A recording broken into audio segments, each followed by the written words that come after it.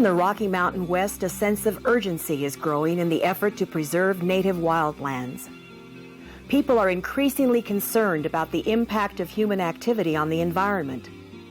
We're all familiar with the issues of logging, mining, overgrazing, and development. However, one often overlooked side effect of such activities is the propagation of non-native invasive weeds. In the 1800s, weed seeds were imported to this country and contaminated hay and crop seed. These weeds evolved in Europe and Asia with insects and diseases that kept their growth in check. But here, without natural enemies, these hardy species have spread rapidly, crowding out native vegetation. Seeds are carried by wind, water, vehicles, and animals. Weeds establish themselves on land disturbed by any human use or natural event that strips away the local vegetation. Certainly overgrazing is one way. Once the grasses are grazed to the ground, they lack the ability again to develop the roots, to pull up the nutrients and water, and that just gives knapweed the right to come on in and take over those resources. Maybe the largest damage is that we fragmented the landscape and created what I call disturbance conduits. These disturbance sites, roads, roadsides, trails, cattle trails, even tracks made by off-road vehicles, hikers, provide bare spots in the ground that allow weeds to become established. Weeds use these sites to develop and increase their seed production. And in the worst case, the noxious weeds like diffuse knapweed, it allows them then to invade what we consider to be undisturbed areas. Weeds overgrow streams and canals, damaging nesting areas for birds and small mammals. Wildlife and livestock often avoid eating the weeds. This makes the land less useful for wilderness or ranching and reduces property values. These effects, plus the high cost of control, make weeds a major economic as well as environmental threat to the West. The effect that leafy spurge has on wildlife is tough to quantify. The best that we've been able to determine is that in the four-state area of Wyoming, North Dakota, South Dakota, and Montana is that leafy spurge costs roughly about $8 to $9 million economically in terms of wildlife effects. And what that basically entails is decreased carrying capacity of the rangeland and any type of supplemental feeding that needs to be done in order for native wildlife to survive. Millions of acres of western lands are now infested with weeds, and the damage grows as thousands of acres are added each year. A widespread effort is underway to get a grip on this enormous problem. Federal, state, and local governments are implementing control programs. Currently, the primary tool used in most weed control programs is spraying with chemical herbicides. The safety and long-term effectiveness of herbicides are hotly debated issues. Many are concerned by the potential hazards to human health and to non-target plants and animals. It's our position that in light of these concerns, herbicides should only be used where other methods are not effective and when hazards can be minimized. With herbicides, I see two major concerns. First, there's the human health risks, which are very real and maybe understated. There's the fact that most herbicides come along with their inert ingredients, that they won't tell us what's in them. As a scientist, my mission's to reduce uncertainty, and I feel frustrated that I can't reduce uncertainty if no one tells me what's in these things, so that really how can the risk be evaluated? The second risk is to the native environment. Herbicides were developed to kill specific species, often in agronomic crops. They're now being used in natural areas where their effects on the native biota have essentially been untested. Weed managers do use some non-chemical methods in addition to herbicides, but there is established resistance to the idea of chemical-free weed control. Weed management is a young and developing science. Yet, because of the urgency of the problem, managers often rely on chemicals to kill weeds quickly instead of fully researching the alternatives. Non-chemical weed control programs are now considered experimental, when in fact, All weed control efforts are experiments because circumstances vary and the long-term effectiveness of each program remains to be seen. Many varieties of noxious weeds are penetrating the Rocky Mountain landscape. These species have competitive advantages over natives, such as deep root systems, prolific seed production, and long-term seed viability. Some can even alter soil chemistry to suppress the growth of native competitors. There are several different knapweed species infesting our region. These include spotted and diffuse knapweed.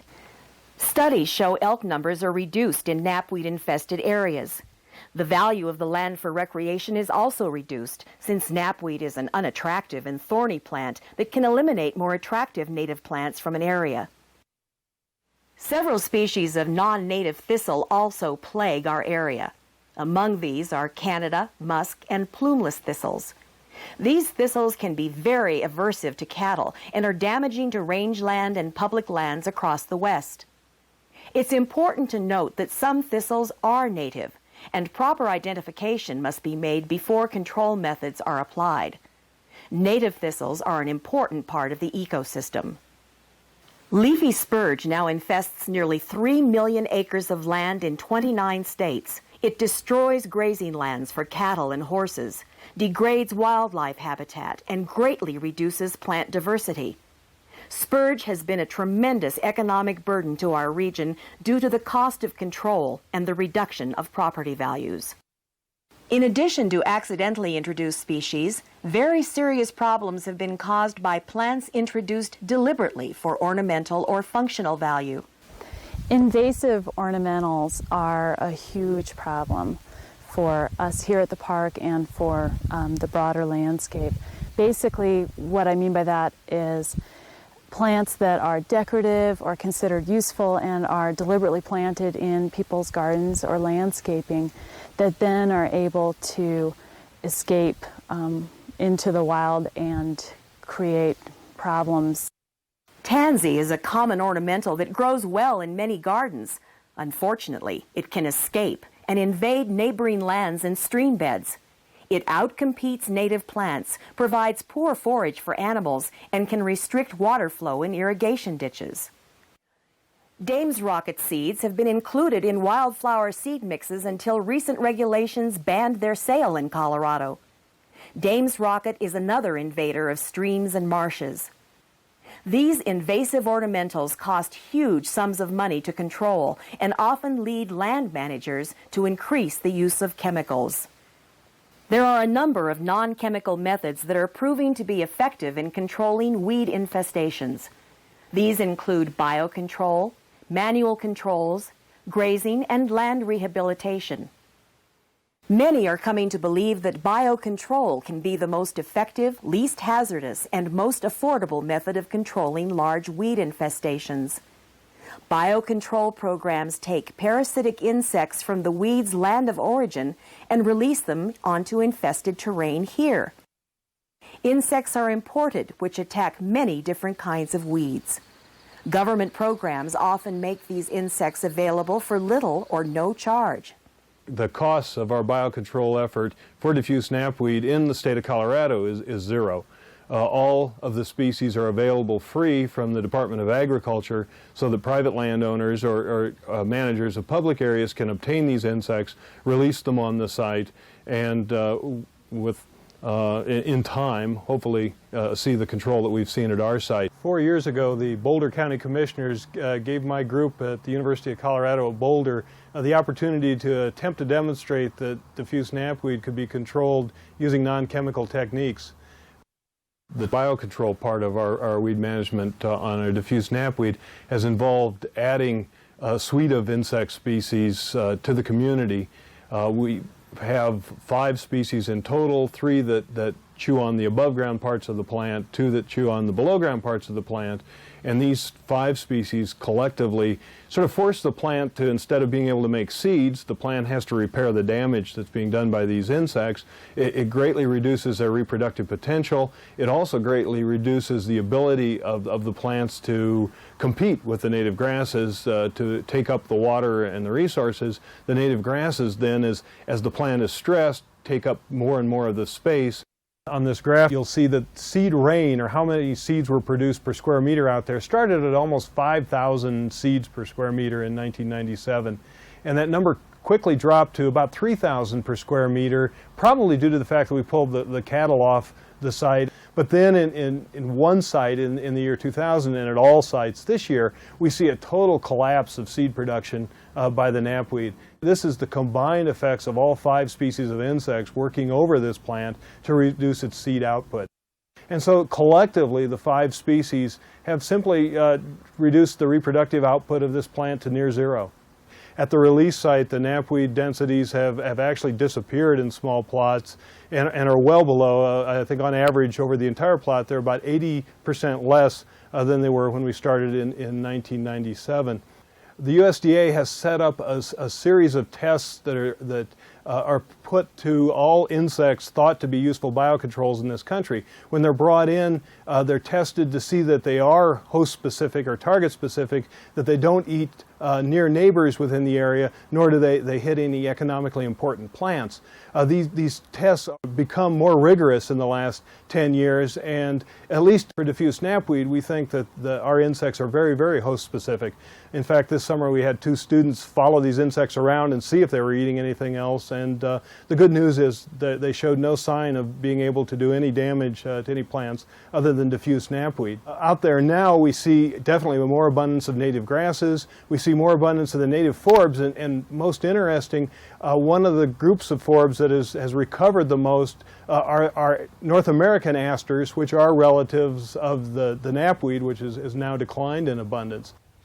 This is our insectary at Cherry Creek State Park, and when we first got to this plot, this was nothing but 2.5 acres of solid spurge about waist high, and I would probably estimate about 80 to 90% canopy cover was leafy spurge.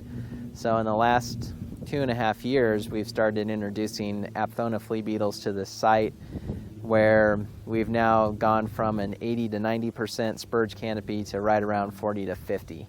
And what spurge is left is probably less than 2 feet tall, showing signs of pretty extensive feeding damage from the flea beetles, and will probably be non-existent in the next couple of years. This is crested wheatgrass right here. You have some of the, which I believe is blue grama here. None of this was present before. The presence of the flea beetles has allowed these grasses to become established once again and hopefully compete with the spurge. Oftentimes, the amount of control that you get from herbicides is annual. If you do not come back in and retreat a site with herbicides year after year, the spurge will eventually come back in and take over the site. The major advantage with flea beetles is that you get that long-term control year after year, and oftentimes it can be anywhere from 65 to 85% is a normal control number for flea beetles, sometimes even as high as 95%. So the advantages are pretty clear when you start looking at the numbers. In 1999, we released approximately 50,000 flea beetles on this site, and again in 2000. It is now late summer of 2001, and instead of adding flea beetles to the site, we've been collecting flea beetles off of this site, and our returns from this year were approximately 1.5 million flea beetles. One of the concerns that we have from landowners is, will flea beetles affect my desirable vegetation? The answer is no. The USDA tests all of these insects under starvation tests against native vegetation. If they show any signs of feeding on that native vegetation, they're immediately excluded from the program. In 1975, Colorado imported Rhinoceros conicus, musk thistle seed weevil, for control of that plant. Over the years, we collected and redistributed about 500,000 of these beetles around Colorado.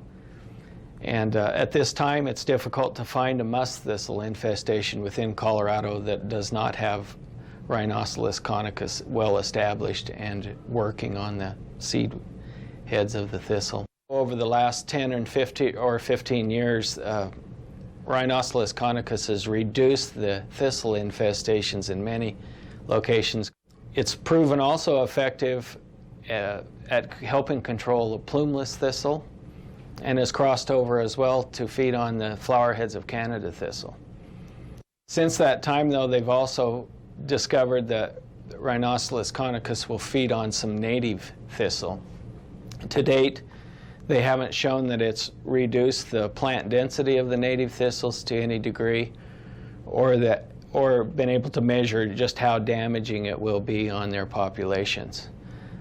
For this reason, conicus has been held up as an example of poor biological control and how dangerous biological control is. But in my opinion, it's a very poor example because, again, when it was introduced, it was known to have a broad host range. If it were being applied by today's standards, there's no way it would be allowed to be introduced into Colorado. The other side of the coin is I think it's done an excellent job of controlling musk thistle. And had it not been introduced 25 years ago, what would musk thistle be like in Colorado today? How many endangered species or native species would be replaced because of this very aggressive and introduced species? And I don't believe that that has gotten enough attention in the argument. So. Now, if you can see what the Rhinoceros is doing, it's laying its eggs on the side of the thistle blossom here. And when those eggs hatch, the larva goes inside and parasitizes the blossom and also the seed. All of these blossoms are full of eggs, so you could pretty much say that this thistle won't produce any viable seed this year. We did manual control on the railroad tracks last year. We didn't do any spraying because we wanted to get the population of these Rhinoceros up to the fact that they were actually going to do most of the control with us. If you look down here, the remains of what we chopped down last year, we got the seed numbers way down here in this area. There's about 20% of the thistle in this 6 mile corridor as there was last year, just from manual control. And then the beneficial weevils could continue to do their work. And we also introduced 2 other species of thistle attacking weevils. Several different manual methods can be used to control small to medium-sized infestations before they become a larger problem. Hand pulling can be effective in keeping small outbreaks from getting out of control. Many parks have begun programs enlisting volunteers to pull weeds. With the Volunteer Weed Warriors project, the results are that we have successfully hand-pulled weeds out of small areas. We have been able to at least stop the spread of weeds in some of the larger areas, and that we've been able to nip some really small new invasions in the bud. That to me is the most important aspect. Hand pulling has definitely been good for us in scattered areas, and frankly, with some of the weeds that we're dealing with, it seems like we're getting just as good of results, especially in scattered infestations with hand pulling, as we would with herbicide. Sometimes pulling the entire plant is not necessary or effective. Indeed, some weeds' root systems are stimulated by pulling. It is often beneficial to simply cut and remove the seed heads of the weeds, reducing regeneration and spreading. Mowing larger areas can work well where other manual controls are not practical. This weakens the plants and reduces seed production. So we come in late April, early May, and try and burn off the thatch, stimulate the natives, stress out the non-natives, and then we come back in when they're stressed again, trying to bloom, using up all their carbohydrate root reserves, and we come in and mow them, and that stresses them out even more. We mow over 1,000 acres a year and have greatly reduced certain weed species on open space through mowing. Controlled grazing with cattle or goats can also be an effective method. Goats in particular like to eat certain weeds. While they eat, their feet and their droppings condition the soil. Usually the first day or prior to them getting into an area, we reseed with natural plant species. And with the interaction of the goat's feet on the seed, as well as our ability to get them eat a lot of the ground thatch, they'll have a better sprouting rate. So it actually promotes the reseeding and the regrowth of natural plant species. The fundamental principle to bear in mind when tackling the weed issue is that weeds are largely a symptom of degraded soils. When land use strips the soil bare of native vegetation, the nutrients the natives need to thrive are eroded away. When we protect and rehabilitate the soil, we create conditions that favor the natives and deter the growth of weeds. When conditions are right, natives can be resown or replanted in damaged areas. Native flora can be restored so that weeds have less chance to prosper.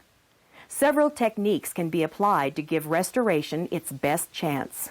After doing the manual control and releasing the beneficial weevils, we followed up with a reseeding program by putting native grasses and other forbs in here and mulching them. We're waiting for the rain to germinate this, and this will help outcompete the thistle and other weeds in here.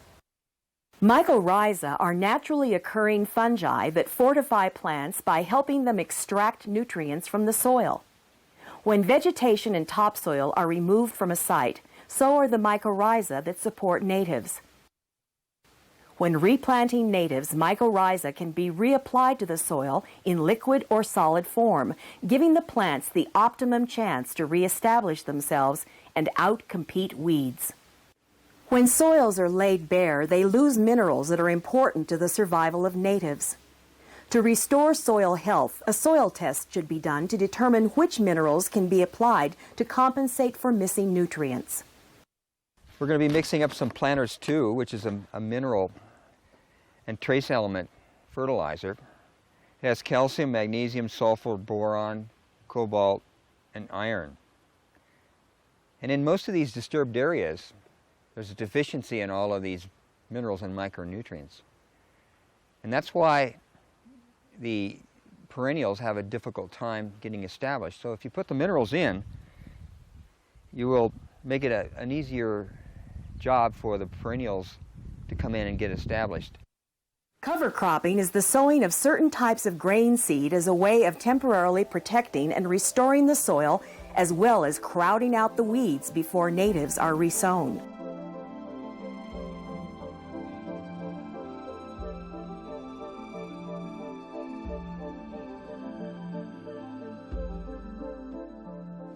In situations where herbicides appear to be the most appropriate method, there are several natural, less toxic herbicides available on the market.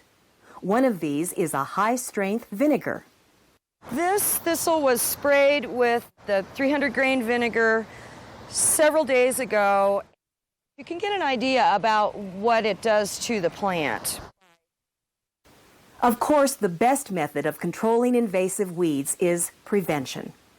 Information booths like this one at Roxborough State Park are alerting people to what they can do to help. We must reduce both the spread of weed seeds and the opportunities they have to take hold. After walking or driving in weedy areas, it's helpful to clean shoes, tires, and the feet of animals in order to keep the seeds from spreading. Local officials should be notified of any weed outbreaks found in natural areas. And once again, please be careful not to plant gardens with aggressive non-natives that tend to escape. There are definitely alternatives to these invasive plants that won't have such a devastating effect on the ecosystems that people are living in. And also, I encourage people to consider planting native materials. Developers and all property owners should be careful not to leave their land bare of vegetation. Weed outbreaks that occur on property should receive prompt attention before they spread to neighboring lots and become hard to manage. To control weeds effectively, we need to work together as communities and neighbors. We've cut the thistles on one side of the road, and the property owner here has not cut them, and they've gone to seed. So they're going to blow on the other side of the road and spread and infest other areas. You can see this is a good example of where somebody built a berm and didn't properly revegetate it and allowed the weeds to come back in and cause this problem of spreading weeds throughout the community. Invasive weeds that threaten the native environment are distinct from nuisance weeds that homeowners find distasteful, such as dandelions. We strongly encourage property owners to avoid using potentially harmful chemicals to control nuisance weeds. Well, local landowners should be aware of what's growing on their landscape. This may begin with the suburban landowner, who really should realize, number one, that the toxic green lawn that seems to be advocated by certain commercial enterprises maybe isn't really the most desirable and healthy landscape that they want for their children and their dogs. The alternatives for managing nuisance weeds are similar to those mentioned for invasives. That is, hand pulling, improving the soil, and using natural products. Other options available are mulching and solarizing.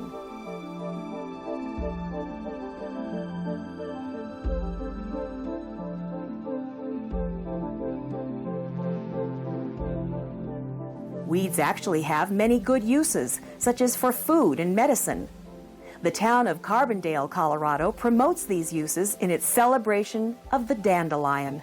I'm Lori Stone. I'm with the Carbondale Environmental Board, and about 3 years ago the Environmental Board started a festival called Dandelion Days, where we celebrate the dandelion.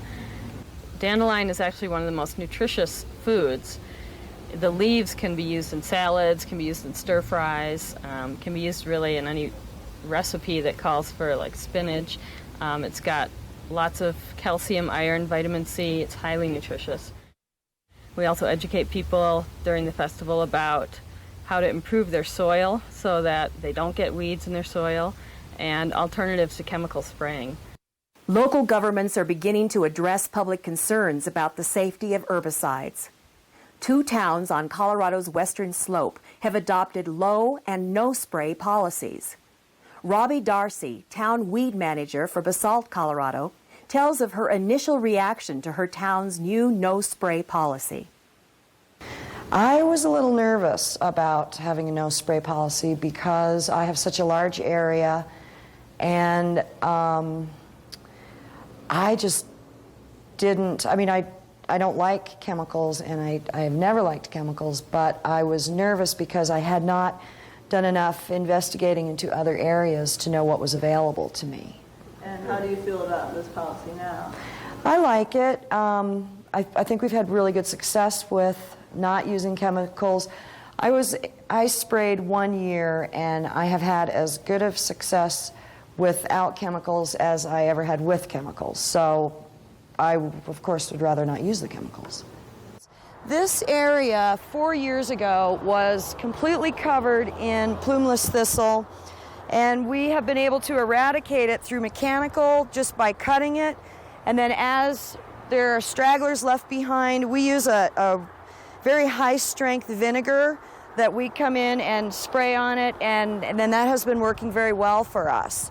So as you can see, the area is no longer covered in thistle, and we've reclaimed it.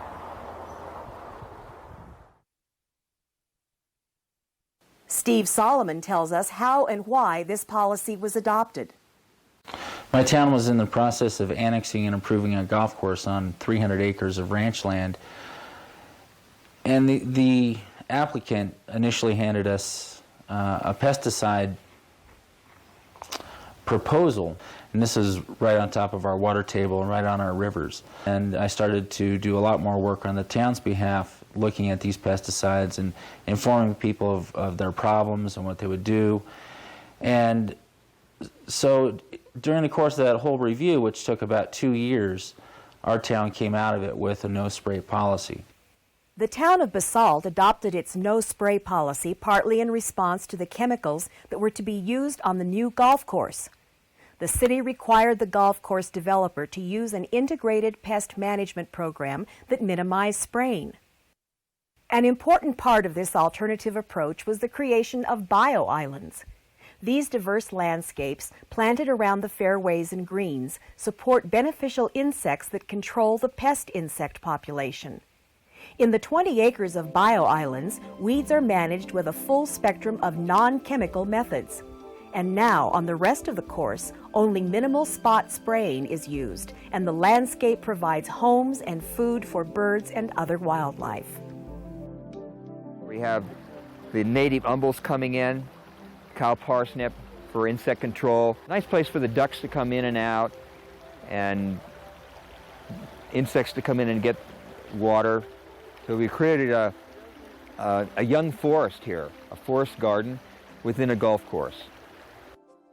Carbondale, Colorado has adopted a minimum spraying policy. The town of Carbondale didn't have enough money for a few years to spray the parks, so the parks hadn't been sprayed in probably 3 years, and the Carbondale Environmental Board wanted to keep it that way. So right now the policy that they've enacted is that they can spot spray if there's certain areas that are really bad with weeds, but they can't do any large spraying of the parks with chemicals. And anything that they do put on, they have to check with the Environmental Board first, and we can give them the okay. There is often public resistance when large-scale spraying of herbicides is proposed. It's very difficult to be assured that the active ingredients, as well as the unnamed inert ingredients included in herbicides, are safe. There is also concern that weeds eventually adapt to herbicides, causing these products to become less effective over time. On the other hand, people who oppose herbicides must be aware that the loss of native ecosystems to invasive weeds is something to be avoided whenever possible.